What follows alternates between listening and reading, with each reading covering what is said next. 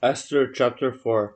When Mordecai perceived all that was done, Mordecai rent his clothes, and put on sackcloth with ashes, and went out into the midst of the city, and cried with a loud and a bitter cry, and came even before the king's gate.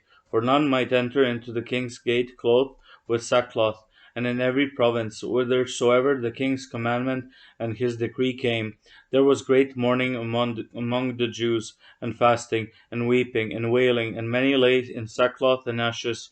So Esther's maids and her chamberlains came and told it her. Then was the queen exceedingly grieved, and she sent raiment to clothe Mordecai, and to take away his sackcloth from him, but he received it not. Then called Esther to Hathach, one of the king's chamberlains, whom he had appointed to attend upon her, and gave him a commandment to Mordecai, to know what it was, and why it was. So Hathach went forth to Mordecai unto the street of the city, which was before the king's gate. And Mordecai told him of all that had happened unto him, and of the sum of the money that Haman had promised to pay to the king's treasuries for the Jews, to destroy them.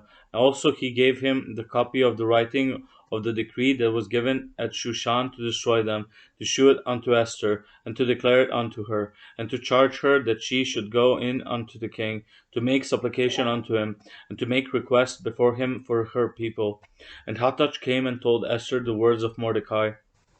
Again Esther spake unto Hathach, and gave him commandment unto Mordecai. All the king's servants and the people of the king's provinces do know that whosoever, whether man or woman, shall come unto the king into the inner court, who is not called, there is one law of his to put him to death, except such to whom the king shall hold out the golden scepter, that he may live. But I may have not been called to come in unto the king these 30 days. And they told to Mordecai Esther's words.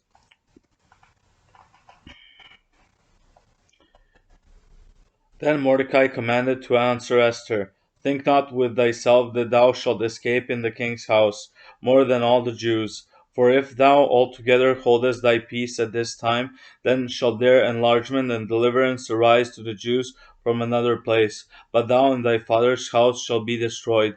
And who knoweth whether thou art come to the kingdom for such a time as this? Then Esther bade them return Mordecai this answer: Go, gather together all the Jews that are present in Shushan, and fast ye for me, and neither eat nor drink 3 days, night or day. I also and my maidens will fast likewise, and so will I go in unto the king, which is not according to the law, and if I perish, I perish. So Mordecai went his way, and did according to all that Esther had commanded him.